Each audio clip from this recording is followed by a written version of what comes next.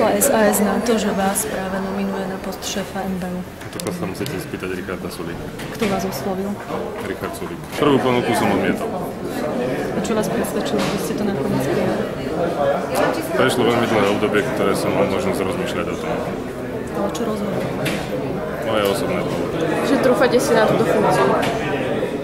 Opäť je to hypotetická otázka a moja profesionálna prax v minulosti podľa mňa je dostatočným dôkazom na to, že keby hypoteticky táto funkcia bola v praxi realizovaná, tak myslím, že ten problém s jej výkonom mať nebude. Táto koalícia, keď nastupovala k moci, tak mala taký záväzok, že sa vyhne stranickým nomináciám. Na posty chcela nominovať odborníkov.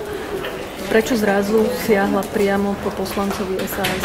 No, toto je troška zavádzajúca otázka, pretože ak poviete, že siahla po nominácii a nie po odborníkovi, to by znamenalo, že nie som nejakým spôsobom odborne fundovaný a to si nemyslím, že je pravda. V danej oblasti som odborníkom. A nie je podľa vás prekážkou, že ste členom strany? Opäť je to otázka pre politických lídrov. Zatiaľ je to v ponuke, ale o tom sme vôbec nerokovali. KDH má vraj voči nemu výhrady, čo konkrétne bude čítať? Zatiaľ je to v podobe návrhu, ale nebudem sa vyjadrovať, si nezistíme nejaké súvislosti so sebou. A neprekáža stranu? Chcete voliť na tejto schôdzi? To vám zatiaľ neviem povedať. Zatiaľ takáto dohoda nie je. A Most to bude požadovať? My by sme veľmi radi, keby sme túto otázku mohli uzavrieť veľmi rýchlo.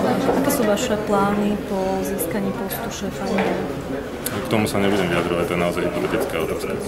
Budete mať záujem aj preverovať bezpečnostné previerky, ktoré boli udelené v minulosti? To je opäť hypotetická otázka. Tá nominácia ešte nie je oficiálna, vy sa ma už pýtate, čo budem robiť, ak budem vo funkcii, ktorú ešte ani zďaleka neriešim. Keď sa cítite byť odborníkom, prečo ste možno pánovi Sulíkovi sám nenavrhli sám seba? No, lebo nie som ten typ.